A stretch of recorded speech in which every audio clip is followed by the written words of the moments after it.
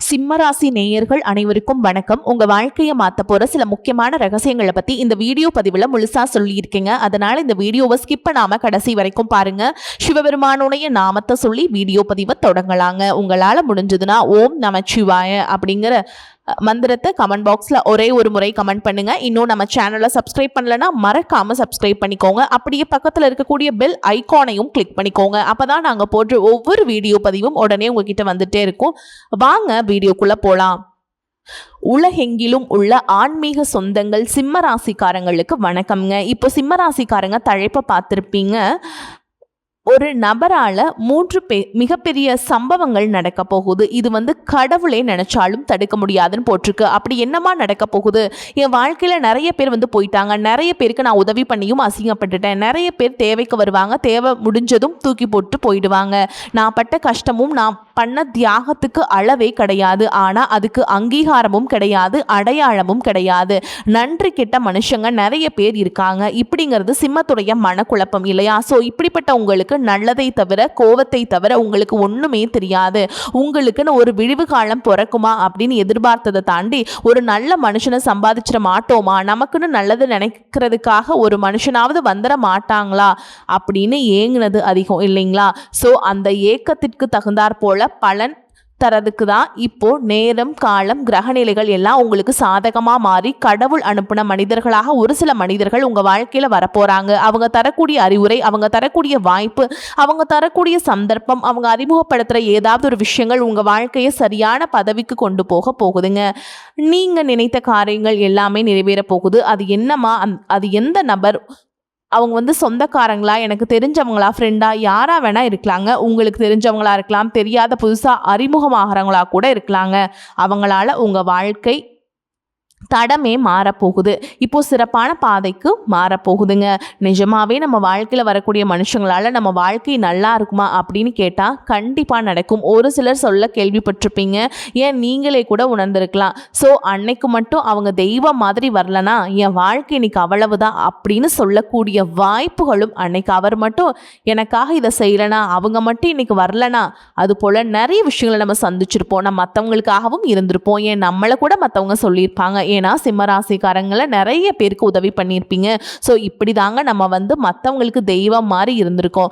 மற்றவங்க நமக்கு தெய்வம் போல ஏதாவது ஒரு வகையில் உதவி செய்கிறது தான் நமக்கு ஒரு வழிகாட்டுதல்னு வச்சுக்கோங்களேன். அந்த வகையில் தெய்வ அனுகிரகத்தினால உங்களுக்கு மெயினாக என்னன்னா, அஷ்டம சனி நடந்தாலும் குலதெய்வ அருள் உங்களுக்கு துணையா நிற்குது. சரிங்களா? உங்களுக்கு ஆதரவு தரக்கூடிய உறவுகள்னு கேட்டிங்கன்னா, நபர்கள்னு கேட்டிங்கன்னா, தந்தை மற்றும் தந்தை வழி உறவுகள் முக்கியமான நேரங்களில் வழிகாட்டுவாங்க. அதே போல் மூத்தவங்க தொழில், பதவி, வாழ்க்கை முடிவுகளில் உதவி செய்வாங்க. அதிகார பொறுப்புகளில் இருக்கவங்க வேலை மற்றும் தொழிலில் உங்களுக்கான வாய்ப்புகளுக்கு கதவை திறந்து விடுவாங்க. தன்னம்பிக்கை கொண்ட நண்பர்கள் சிம்மராசிக்காரங்களே உடைய முயற்சிக்கு ஊக்கம் கொடுப்பாங்க. ஸோ இவங்களால முக்கியமாக பண விஷயத்தில் சிம்மராசிக்காரங்களுக்கு உங்களுடைய திறமை, தலைமைத்துவம், நிர்வாகத்திறன் இது மூலமா வருமான வாய்ப்புகள் வரப்போகுது. அப்போ நேரம் காலம் நல்லா இருக்கு இல்லமா, அப்ப நான் கண்ணை மூடிட்டு நான் செய்ய வேண்டிய வேலையை செஞ்சிடலாம் அப்படின்னு சொல்ல கண்டிப்பா இல்லை. ஏன்னா கண்மூடித்தனமா நிறைய இடங்களை நம்பி ஏமாந்துருக்கீங்க. கண்மூடித்தனமா நம்பிக்கை வச்சு பணத்தை நீங்க திறந்திருப்பீங்க. ஸோ அது பண்ணக்கூடாது. வாய்ப்பு, நேரம், காலம் நமக்கு சரியா இருக்கு. கண்டிப்பா நம்ம வாழ்க்கை மாற்றம் தரக்கூடிய நபர்கள் வரதான் போறாங்க.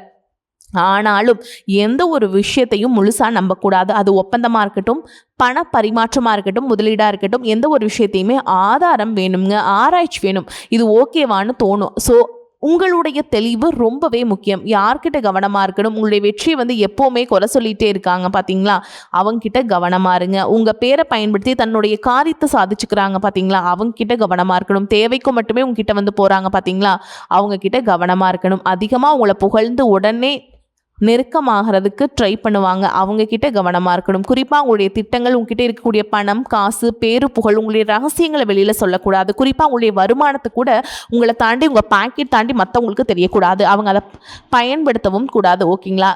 இதோட பணம் தொடர்பான விஷயங்களை தெளிவில்லாமல் இருக்கீங்க. தெளிவாக இருக்கணும். குறிப்பாக பண விஷயத்தில் யாராவது உங்களை புஷ் பண்ணுறாங்க, 1க்கு 2 சம்பாதிச்சிடலாம், 1க்கு 10 சம்பாதிச்சிடலாம், இல்லை கொஞ்சம் கூட நான் கொடுத்துட்றேன், இந்த மாதிரி இல்லை எனக்கு ஜாமீன் கையெழுத்து போடு, எனக்கு கடன் வாங்கி கொடு வங்கியில், எனக்காக நீ பொறுப்பேற்றுக்கோ, இந்த மாதிரிலாம் சொன்னால் தயவு செஞ்சு எஸ்கேப் ஆகிடுங்க. ஓகேங்களா? குறிப்பாக இந்த சில நபர்கள் வந்து பார்த்தீங்கன்னா நல்லவங்களோ கெட்டவங்களோ அதை முடிவு செய்ய முடியாது, எனக்கு குழப்பம். ஏன்னா நிறைய பேர் உங்களை ஏமாற்றிருக்காங்க, ஓகேங்களா?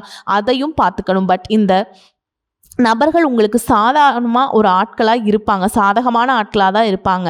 இவங்க ஒரு வாய்ப்பை கொடுத்தாலும் அதையும் கண்மூடித்தனமாக நம்பாமல் கொஞ்சம் பார்த்து சூதானமாக இது ஓகே இல்லை, இது பாசிபிள் தான், இது வந்து நான் செஞ்சேன் அப்படின்னாக்கா இது நடைமுறைக்கு, என்னுடைய தொழிலுக்கு, என்னுடைய அமைப்புக்கு, என்னுடைய குணத்துக்கு ஓகே அப்படின்னு உங்களுக்கு தோணும். அதே போல் புதுசாக ஒரு தொழில் பண்ணுறேன், புதுசாக வந்து பெருசாக முதலீடு பண்ணுறேன், இந்த மாதிரி விஷயங்களை ரொம்ப கவனமாக இருக்கணும், சரிங்களா? இதோட சிம்மராசி அப்படின்னாக்கா உங்களுக்குன்னு ஒரு தனிப்பட்ட குணம் இருக்குது. எல்லாரையும் வந்து மரியாதையாக நடத்துவீங்க. அதே போல் நீங்களும் மரியாதை எதிர்பார்ப்பீங்க. தலையே போனாலும் தன்மானத்துக்கு ஒரு பங்கம் வருதுனாக்கா அட போங்கடா அப்படின்னு சொல்லிட்டு எவ்வளவோ பெரிய விஷயமா தான் இருந்தாலும் அதெல்லாம் தூக்கி போட்டு வந்துடுவீங்க. அதே போல் யாராவது அன்பா பேசிட்டாங்க அப்படின்னா உசுரை கொடுக்கறதுக்கும் தயங்க மாட்டீங்க, உசுரை கொடுத்து உதவி பண்ணுறதுக்கும் தயங்க மாட்டீங்க. ஆனால் தொடர்ந்து அவமதிக்கிறாங்க அப்படின்னா ஒரு நாளும் அவங்களுக்கு மன்னிப்பே கிடையாது, விட்டு விலகி வந்துட்டே இருப்பீங்க.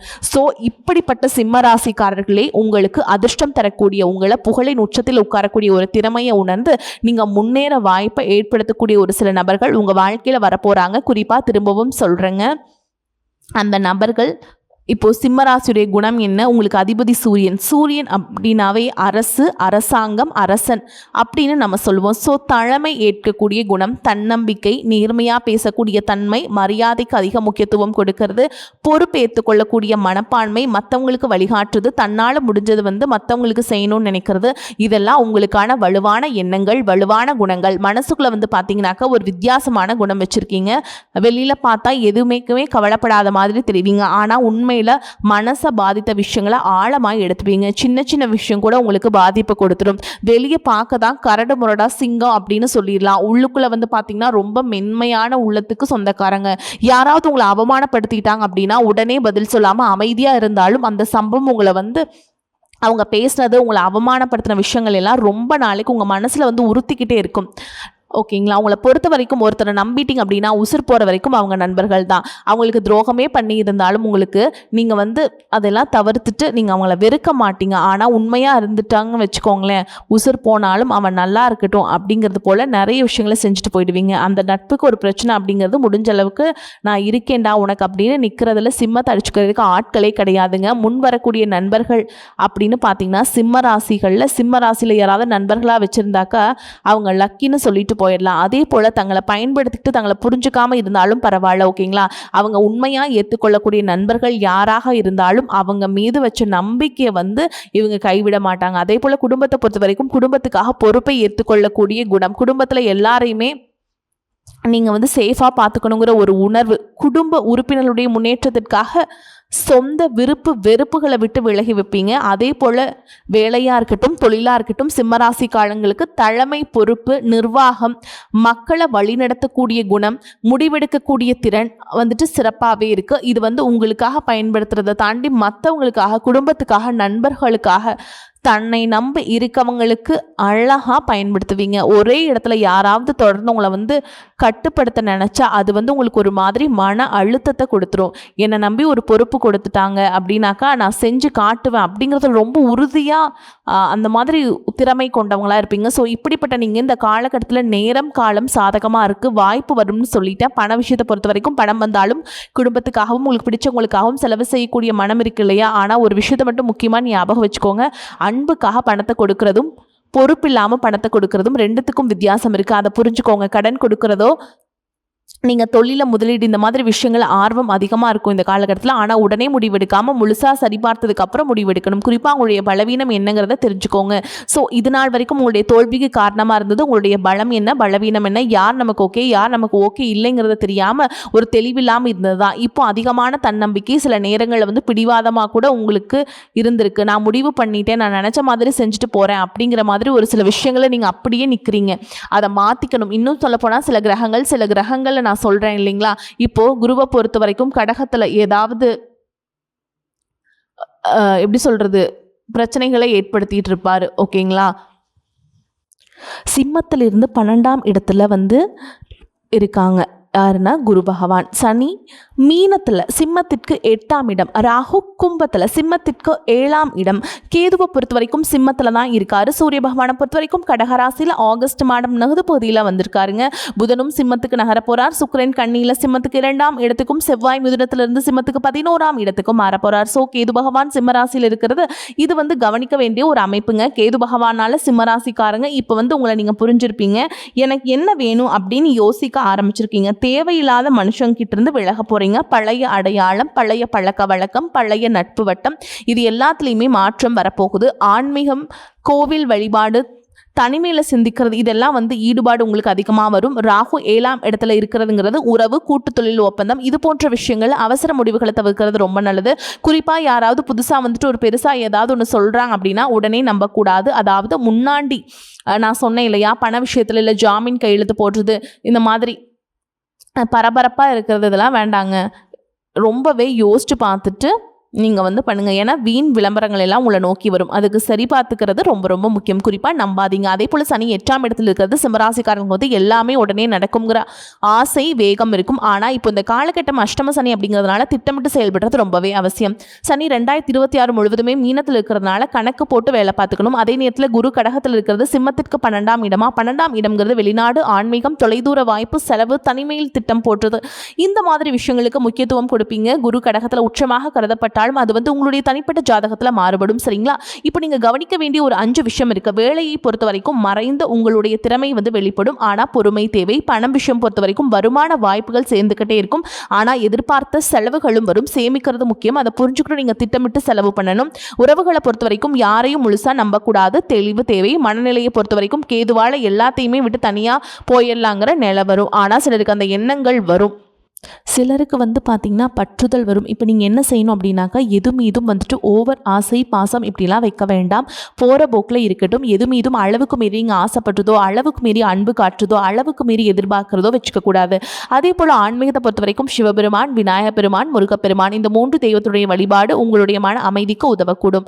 சரிம்மா, இந்த கிரக அமைப்பாக இருக்கட்டும், இதுவாக இருக்கட்டும், முதல்ல ஒரு மனுஷனுக்கு தேவை என்ன? பணம், குடும்பம், தொழில், உத்தியோகம், இதெல்லாம் எப்படி இருக்கும் சொல்ல முடியுமா அப்படின்னு கேட்டிங்கன்னா, முதல்ல பண விஷயத்தில் உங்களுக்கு அனுபவம் வாய்ந்த பெரியவங்க உதவி செய்வாங்க. நிர்வாக பொறுப்புகளில் இருக்கவங்க உங்களுக்கு உதவி செய்வாங்க. தொழில் தொடர்புகள் அதிகாரம் கொண்டவங்க, பழைய நண்பர்கள் உங்க நம்பிக்கைக்குரியவங்க எல்லாம் உங்களுக்கு வாய்ப்பு கொடுப்பாங்க. குறிப்பாக ஒருத்தர் உங்களை பார்த்து உங்களை இதை செய்ய முடியும் அப்படின்னு ஒரு நம்பிக்கை கொடுத்து வாய்ப்பு உங்கள் கைக்கு வரும். அது மட்டும் கரெக்டாக பயன்படுத்திட்டா சிம்மராசிக்காரங்களுக்கு பெரிய திருப்பு முனையாக அமைஞ்சிடும். அதே போல் வேலை செய்யக்கூடிய இடங்களில் உங்களுக்குன்னு ஒரு தனி குணம் இருக்குது. நான் செஞ்ச வேலையை வேற ஒருத்தர் எடுத்துக்கிட்டு அது அவர் பெயர் புகழ் வாங்கிட்டு போனால் உங்களுக்கு ஒரு மாதிரி இத்தனை நாளாக இப்படி தான் இருந்தது, அங்கீகாரம் இல்லாத வேலை, இப்போ உங்களுக்கு அங்கீகாரமும் கிடைக்கும், சம்பள உயர்வும் கிடைக்கும். ஓகேங்களா? உழைப்புக்கு மதிப்பு கிடைக்கும்னு நினச்சிங்க இல்லையா, அதுக்கு முக்கியத்துவம் கிடைக்கும். கட்டாயமாக மேல் அதிகாரிங்க உங்கள் திறமையை புரிஞ்சுக்கிட்டு மிக வேகமாக முன்னேறதுக்கான வாய்ப்பை ஏற்படுத்துவாங்க. அதே போல் தொழில் செய்கிறீங்க அப்படின்னாக்கா, சொந்த தொழில் செய்யக்கூடிய சிம்மராசிக்காரங்களுக்கு பெரிய வாடிக்கையாளர்கள், பெரிய பெரிய கான்ட்ராக்ட், பெரிய பெரிய டீல் எல்லாமே கிடைக்கும். அதே போல் அனுபவம் வாய்ந்த ஆலோசகர்கள், அதிகார தொடர்புகள், பழைய வாடிக்கையாளர்களுடைய பரிந்துரை, நம்பிக்கைக்குரியவங்களுடைய கூட்டாளி, இது மூலமாக உங்களுடைய வளர்ச்சி மேம்பட போகுது. ஆனால் கூட்டு தொழில் வந்துச்சுன்னா எல்லாரையும் நம்பக்கூடாது. எதுவுமே அவங்க சொல்லிட்டாங்க வாய்மொழி ஏற்றுக்கக்கூடாது. அதிகாரப்பூர்வமாக எழுதி வச்சுக்கிறது ரொம்ப ரொம்ப அவசியம். அதுக்கப்புறம் திருமண வாழ்க்கை, சிம்மராசிக்காரங்களுக்கு வாழ்க்கை துணைக்கிட்ட இருந்த ஒரு விஷயம் ரொம்பவே தேவை, மரியாதை.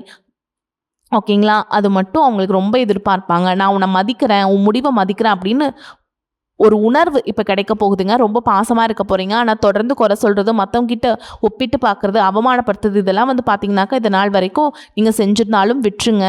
உங்களுடைய வாழ்க்கை துணையை செஞ்சிருந்தாலும் அதெல்லாம் மாற்றிப்பாங்க. ஓகேங்களா? ஏன்னா அது மனதளவில் உங்களை பாதிக்கும், வாழ்க்கை துணையையும் பாதிக்கும். அதே போல் குடும்ப உறவுகள், சிம்மராசிக்காரங்க குடும்பத்தில் பொறுப்பை எடுத்துப்பீங்க.